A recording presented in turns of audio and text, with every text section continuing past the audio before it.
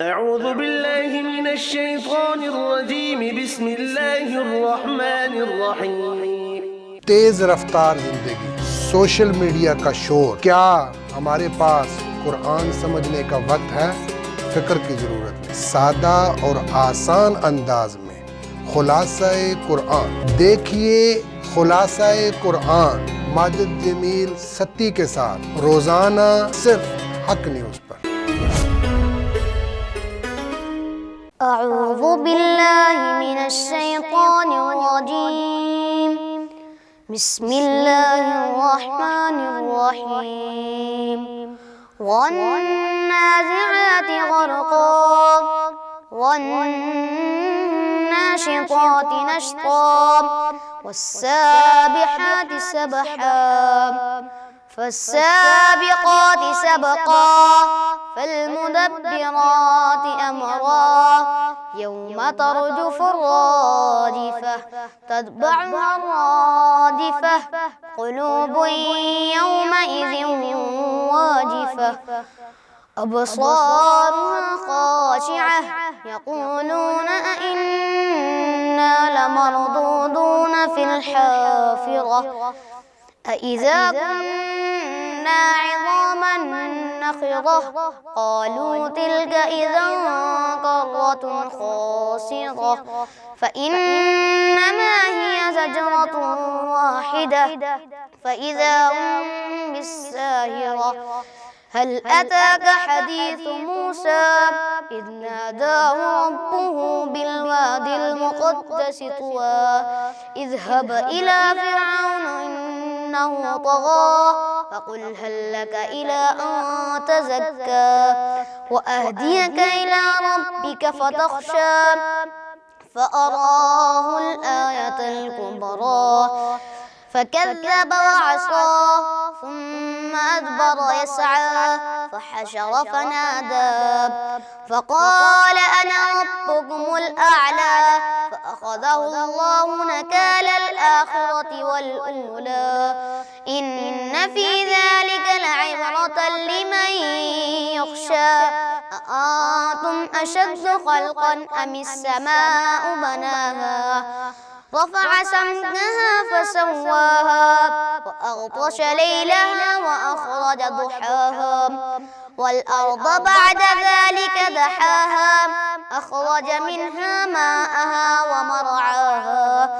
والجبال أرساها متاعا لكم ولأنعامكم فإذا جاءت الطامة الكبرى يوم يتذكر الإنسان ما سعى وبرزت الجحيم لمن يرى فأما من طغى وآثر الحياة الدنيا فإن الجحيم هي المأوى وأما من خاف مقام ربه ونهى النفس عن الهوى فإن الجنة هي المأوى يسألونك عن الساعة أيان مرساها فيما أنت من ذكراها إلى ربك منتهاها إنما أنت منذر من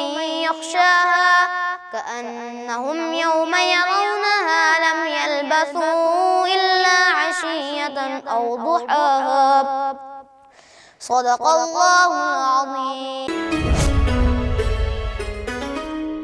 نحمده ونصلي على رسوله الكريم اما بعد فاعوذ بالله من الشيطان الرجيم بسم الله الرحمن الرحيم خيركم من تعلم القرآن وعلمه صدق الله العظيم.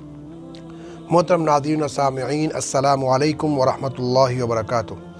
میں ہوں آپ کا میزبان ماجد جمیل اور آپ دیکھ رہے ہیں حق نیوز کی خصوصی نشریات کا خصوصی پروگرام خلاصہ قرآن۔ ناظرین کرام، آج ہم پارہ نمبر 10 کا خلاصہ بیان کریں گے۔ پارہ نمبر 10 سورۃ انفال ابھی جاری ہے۔ سورۃ انفال کے اندر غزوہ بدر کا تذکرہ آیا گیا، تو اب اس کے اندر جو مال غنیمت ہے اس کی تقسیم کا تذکرہ آیا، اور پھر مزید اس کے احکامات جو مال غنیمت کے حوالے سے اور باقی غزوہ بدر کے جو باقی مناظر ہیں ان کا تذکرہ بھی اس کے اندر آیا ہے۔ ناظرین کرام، اب غزوہ بدر کے اندر یہ بات تو پیچھے میں بیان کر چکا ہوں کہ ہر صورت کے اندر طاقت کے لحاظ سے وہ قوی تھے، دشمن قوی تھا، مسلمان جو ہے وہ کمزور تھے، لیکن مدد جب اللہ کی آئی تو کوئی بھی طاقت اور مسلمانوں کو کامیابی سے کوئی بھی طاقت نہیں روک سکی۔ اور یہ بتانا مقصد ہے کہ کوئی بھی کام ہم کریں تو وسائل اپنی طرف سے اختیار کریں۔ یہ نہیں ہے کہ بندہ یہ کہے کہ بس اللہ کی مدد آئے گی اور بندہ کچھ بھی نہ کرے، بیٹھا رہے، یہ چیز نہیں ہوتی، بلکہ یہاں پر مسلمانوں کا جو اللہ اور اس کے رسول کا اور صحابہ کرام کا جو رسول اللہ صلی اللہ علیہ وسلم اور صحابہ کرام کا جو عمل ہے غزوہ بدر کا، یہ کہتے ہیں کوشش کریں پھر اللہ کی مدد آتی ہے، کوشش کریں تو پھر اللہ کی مدد آتی ہے، بغیر کوشش کی اللہ کی مدد نہیں آتی۔ اور دوسری بات یہ پھر آگے واضح طور پر بالکل وضاحت کے ساتھ وَأَعِدُّوا لَهُم مَّا اسْتَطَعْتُم مِّن قُوَّةٍ کے اندر باقاعدہ کہا گیا ہے کہ یہ نہیں ہے کہ آپ جو ہے نا اگر آپ کے طاقت کے لحاظ سے آپ کمزور ہو تو آپ مزید جنگ کے لیے کوئی تیاری نہ کرو۔ باقاعدہ اس وقت کیونکہ جنگ کی جاتی تھی گھوڑوں کے ساتھ، تو کہا کہ باقاعدہ ان کو باقاعدہ پالا جائے، باقاعدہ ان گھوڑوں کو ان کی تربیت کی جائے، اسی طریقے سے باقی جو زرے وغیرہ ہیں جن سے لڑائی کی جاتی ہیں، آلات وغیرہ جو اس دور کے اندر تھے، ان کی تیاری کی جائے۔ باقاعدہ طور پر جو ہے یہ جو دفاع کا نظام ہونا چاہیے وہ مضبوط ہونا چاہیے۔ یہ اللہ کا قرآن ہمیں یہ کہتا ہے۔ اللہ جو دفاعی نظام مضبوط ہوگا تو پھر آگے پھر یہ کہنا کہ بس ہمارے پاس دفاعی نظام جو ہے وہ موجود ہے، باقی پھر باقی چیزیں ہم بھول جائیں پھر اللہ کی اور کہیں کہ بس ٹھیک ہے اب ہمیں کوئی ناکام نہیں کر سکتا، یہ بات غلط ہے۔ دفاعی نظام کو مضبوط کر کے توکل وہ یہ کرنا ہے کہ پھر بھی ہمیں کامیابی دینے والی ذات وہ اللہ رب العزت کی ذات ہے۔ یہ اصل چیز توکل علی اللہ یہ چیز ہے۔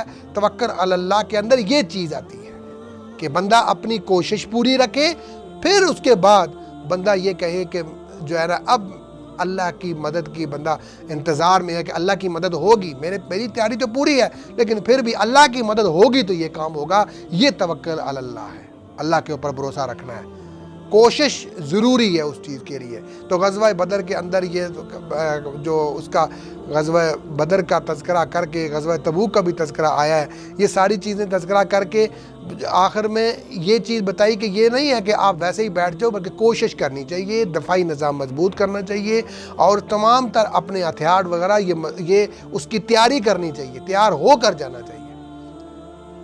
تو اس کے بعد سورۃ توبہ ہے۔ سورۃ توبہ کے اندر اللہ رب العزت نے کفار کا تذکرہ بھی آیا ہے، منافقین کا تذکرہ آیا ہے۔ منافقین کا تذکرہ باقاعدہ طور پر یہاں پر اس طریقے جہاد کا تذکرہ بھی آیا ہے۔ منافقین کا تذکرہ اس طرح آیا ہے کہ جب جہاد کا موقع آتا ہے تو وہ اپنے آپ کو چھڑاتے ہیں، جان چھڑاتے ہیں، جان چھڑا کر بھاگنے کی کوشش کرتے ہیں، ادھر ادھر کہتے ہیں کہ ان کو جانا نہ پڑے۔ ان کی نشانیاں یہاں پر بیان ہوئی ہیں۔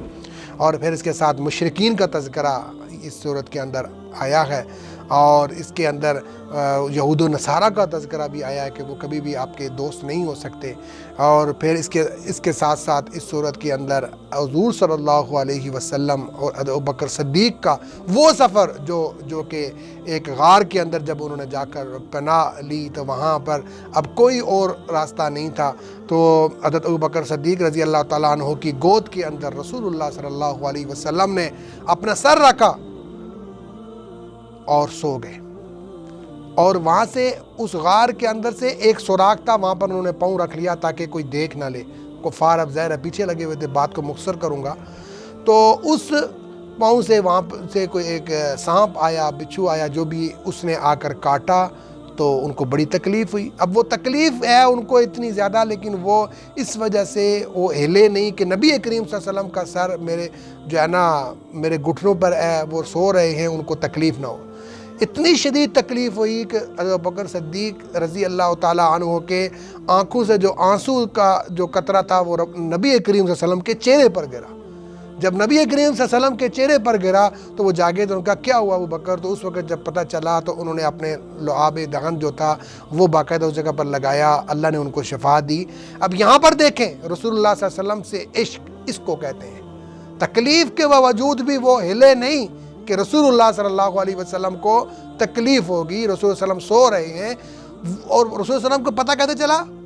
تکلیف کی شدت کی وجہ سے جو آنسو آ کر جو ہے نا وہ رسول اللہ علیہ وسلم کے چہرے پر گرے۔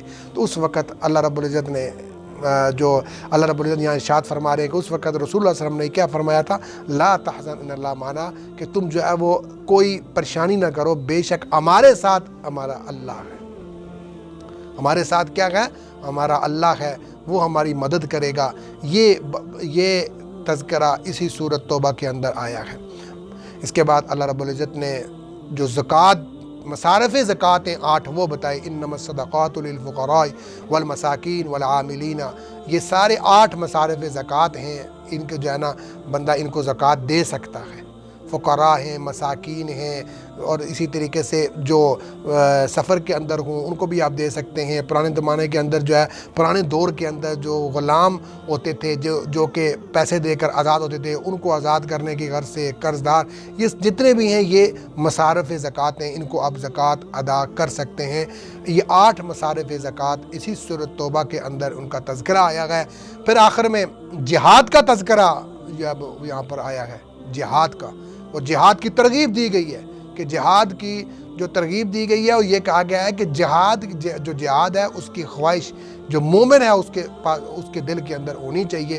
اور جہاد فرض کب ہے، اس کے لیے جو موجودہ جو اس وقت کے جو مفتیان کرام ہیں وہ بتائیں گے کہ اب جہاد فرض ہے یا نہیں ہے۔ بہرحال جہاد کا شوق ہونا چاہیے، اور ہمیشہ یہ یاد رکھنا چاہیے کہ دین اسلام کی خاطر اپنی جان قربان بھی کرنا پڑے تو کر بیٹھیں، لیکن اپنے جو دین ہے، اپنا جو ہمارا دین اسلام ہے، اس کی سودا بازی نہ کریں۔ اللہ رب العزت سے دعا ہے کہ اللہ رب العزت مجھے، آپ کو، ہم سب کو قرآن و سنت کے مطابق زندگی گزارنے کی توفیق عطا فرمائے۔ وآخر دعوانا ان الحمدللہ رب العالمین۔ لا الہ الا اللہ محمد رسول اللہ، لا الہ الا اللہ محمد حبیب اللہ۔